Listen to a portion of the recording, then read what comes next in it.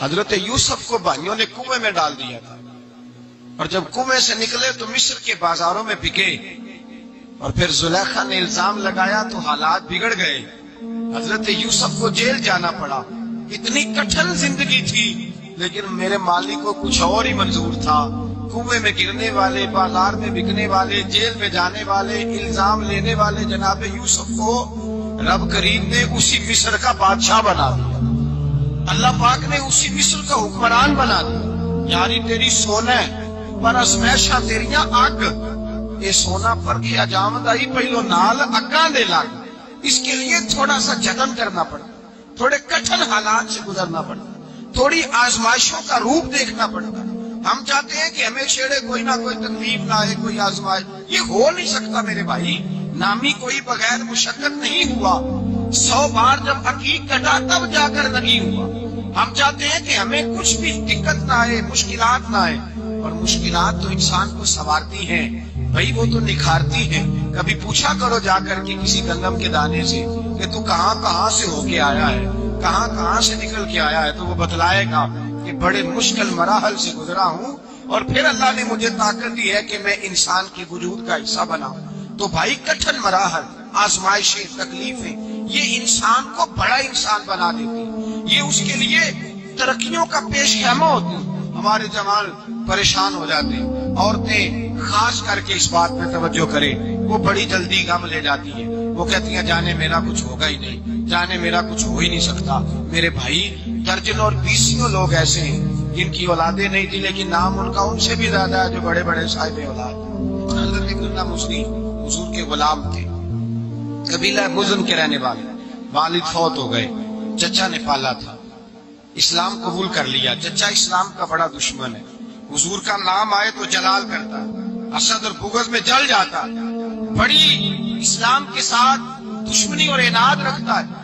हजरत अब्दुल्ला कहते हैं पहले तो मैं इश्क़ रिसालत को दबाता रहा, फिर ये चिंगारी शोला बन गई, फिर के ये हल्का सा जज्बा समुंदर और सहरा का रूप धार गया। फरमाते हैं माँ थी और मैं था, मैं गया जाके चचा से कहा मैं नहीं रह सकता। कहाँ जाएगा? तो मैंने धीमे लहजे में कहा मैं मदीने जाऊं, अब मैं रसूलुल्लाह के मदीने जाऊं, अब मेरा गुजारा नहीं होता, अब मैं जाऊंगा। कहते हैं चचा कहने लगा अच्छा वहां जाएगा, तुझे मैंने पाला, मैंने पोसा, वो मकान मैंने तुझे बना के दिया, तेरी जेब में जो पैसे हैं मेरे दिए हुए हैं। कहते मैंने कहा चचा मैं सारा कुछ सोच के आया हूँ, मकान भी तू रख ले, पैसे भी रख ले। कहते उसने हर चीज रखवा ली। जब पलटने लगा तो चचा कहने लगा जो कपड़े तूने पहने ये भी मैंने खरीद के दिए थे। हजरत अब्दुल्ला फरमाते हैं मैंने वो कपड़े भी उतार के दिए। बरहना हालत में मैं माँ के पास गया और मैंने कहा अम्मा मैं पहले भी तो नंगा पैदा हुआ था, तूने ही कपड़े पहनाए थे, मेरा फिर बदन नंगा हो गया है, कपड़े दे दे।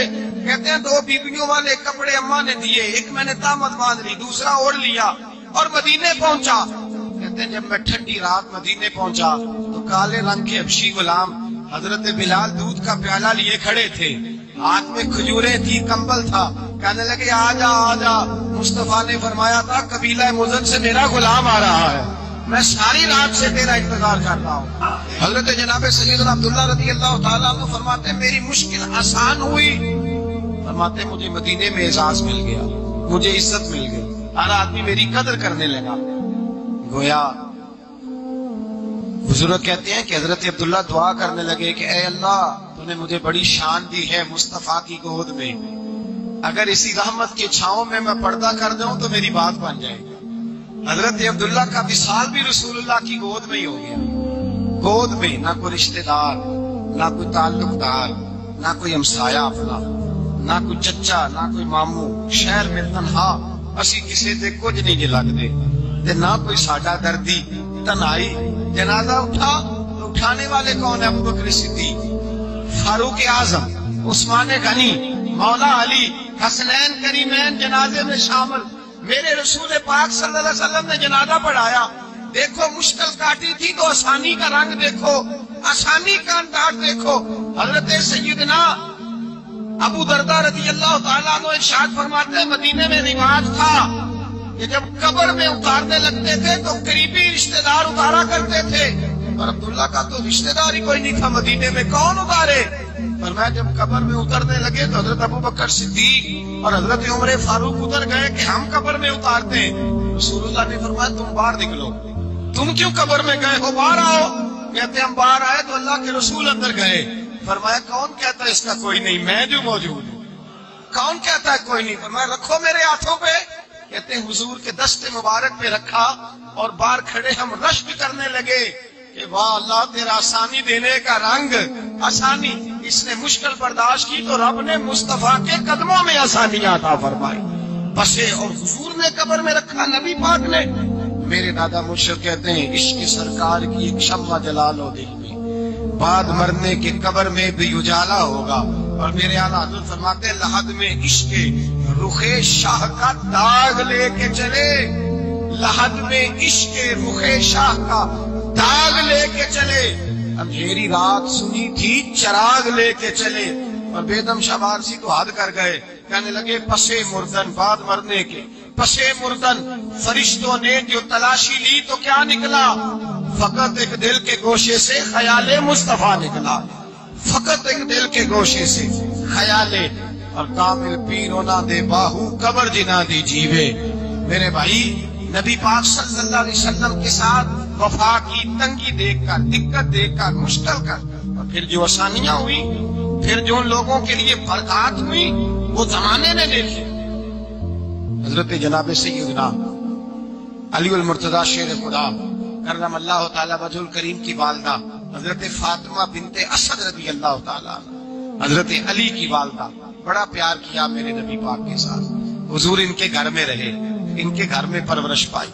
حضرت علی کہتے ہیں میری اماں پہلے رسول اللہ کا خیال رکھتی، غربتوں کے زمانے میں نبی پاک کا ساتھ دیا، مکہ مخالفت کرتا تو جناب فاطمہ حضور کا خیال رکھتی۔ فاطمہ بنت اسد بڑا پیار کیا، بڑی محبت کی مولا علی کی والدہ نے، ہر دکھ ہر تکلیف کاٹی، لیکن رسول کائنات صلی اللہ تعالی علیہ وسلم کا ساتھ نہ چھوڑا۔ اور یہاں تک روایات میں ملتا ہے کہ جناب فاطمہ الزہرا جب بیعہ کے ان کے گھر گئی تو باہر سے سودا لا کے دیتی، حضرت فاطمہ سے بڑا پیار کرتی، بڑی محبت، مشکلات میں ساتھ دیا۔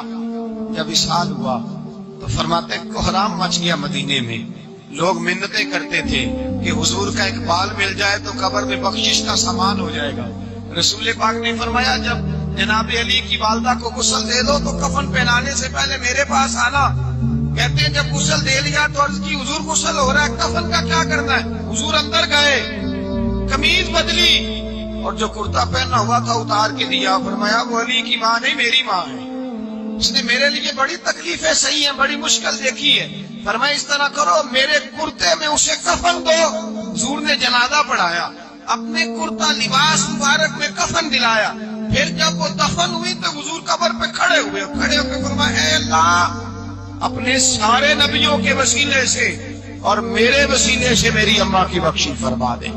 پھر جو آسانیاں ملی ان لوگوں کو تو ان کی قبروں تک آسانیاں ملی، پھر ان کو قیامت تک کے لیے آسانیاں ملی جنہوں نے مشکلات کو دیکھا۔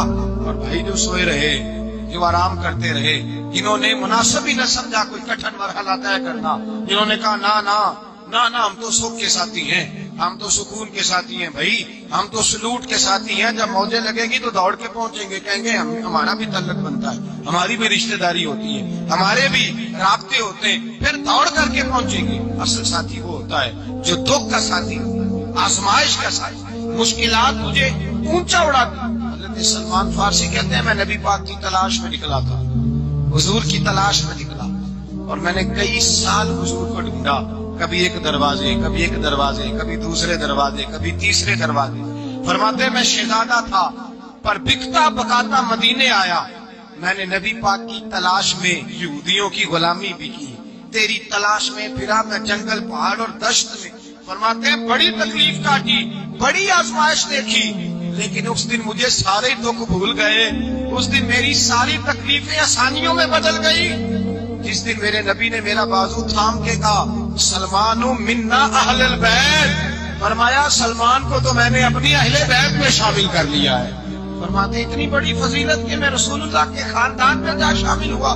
تو بھائی یاد رکھیں جب آپ کو مشکل آتی ہے تو آپ کو آسانی دینے کے لیے آتی ہے، جب آپ کی طرف کوئی آزمائش آتی ہے تو آسانی دینے۔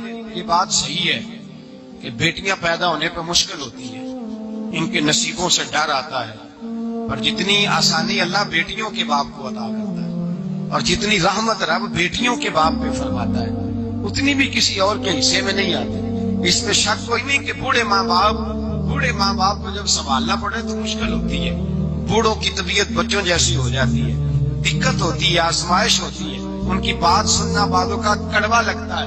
ان کی فرمائشیں بعض اوقات بچوں کی طرح ایسی ہوتی ہیں جو حل نہ ہو سکے. لیکن یہ وہی ماں باپ ہیں جن کی نوکری کے بارے میں میرے مصطفیٰ نے فرمایا اگر تو ایک رات انہیں خوش کرنے میں کامیاب ہوا تو اللہ 2 حج اور 2 عمرے کا ثواب عطا فرمائے گا. اس میں شک نہیں کہ باپ بہت سارے کام مشکل ہوتے ہیں, کٹھن ہوتے ہیں, آزمائش والے ہوتے ہیں. اس میں کوئی شک نہیں کہ اس دور میں دین کا کام بڑا مشکل ہے. دعوت و تبلیغ کا سلسلہ بڑا کٹھن ہے. اس دور کے اندر حق بات بیان کرنا بڑا ہی مسئلہ ہے. اس دور کے اندر لوگوں کو کھری بات پہنچانا اور بتانا یہ اپنے ہاتھ میں آگ کا انگارہ پکڑنے کے مترادف ہے. لیکن میرے مصطفیٰ نے فرمایا تھا اس دور میں جب فتنہ ہو من تمسک بسنتی اندہ فساد امہ فلہ اجر 100 شہید. فرمایا اس دور میں جب آزمائشیں آ جائے, تکلیفیں آ جائے, اس دور میں جو میری سنت پر عمل کرے گا, رسول پاک کا وعدہ ہے اللہ ایک سنت پر عمل کرنے والے کو 100 شہیدوں کا ثواب عطا فرمائے. اللہ 100 شہیدوں کا درجہ دے گا اسے.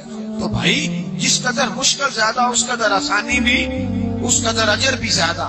مشکلات سے گھبرایا نہ کریں, ذہن بنا لیں کہ جس رب نے دی ہے وہی اللہ نجات بھی عطا فرمائے.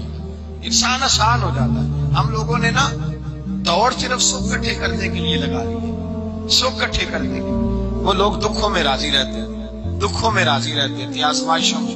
ہمارا دعویٰ ہے رب رسول سے پیار کا, اور میرے حدیث بخاری میں ہے فرمایا جو مجھ سے جتنا زیادہ پیار کرے گا اتنا اس کی طرف مشکل زیادہ آئے گا. حضرت ابو بکر شبلی رحمت اللہ علیہ سے کچھ لوگ ملنے آئے, کہنے لگے صاحب ہمیں آپ بڑے اچھے لگتے ہیں, بڑے پیارے لگتے ہیں, آپ کی زیارت کرنے آئے, دل کرتا ہے 2 گھڑیاں پیر دبا دیں, دست مبارک چوم جائیں, دست بوسی ہو جائے, دل کرتا ہے. آپ نے فرمایا واقعی مجھ سے پیار ہے؟ کہا حضور بڑا پیار ہے. فرمایا سوچ لو کا صاحب بڑا پیار, پھر سوچ لو کا بڑا پیار ہے. حضرت ابو بکر شبلی دیوانے سے آدمی تھے, پتھر اٹھائے روڑے اور زور سے ان لوگوں کو مارنے شروع کر دیے. دوڑ گئے, کہنے لگے بابا تو پاگل ہو گیا ہے. جب دوڑے تو حضرت ابو بکر شبلی فرمانے لگے بس تم تو کہتے تھے ہمیں پیار بڑا ہے. کہا حضور کیا مطلب؟ آپ فرمانے لگے اگر تمہیں مجھ سے پیار ہوتا تو میرے لوڑے کھا کے میرے دروازے پہ مر جاتے, کبھی میرا ساتھ چھوڑ کے نہ جاتے. تمہیں پیار نہیں, تم سکھ کے سجن ہو, تم چوری کھانے والے میاں مٹھو ہو. تم تو اس لیے آئے ہو کہ یہاں برکتیں ملیں گی, موجیں ملیں گی.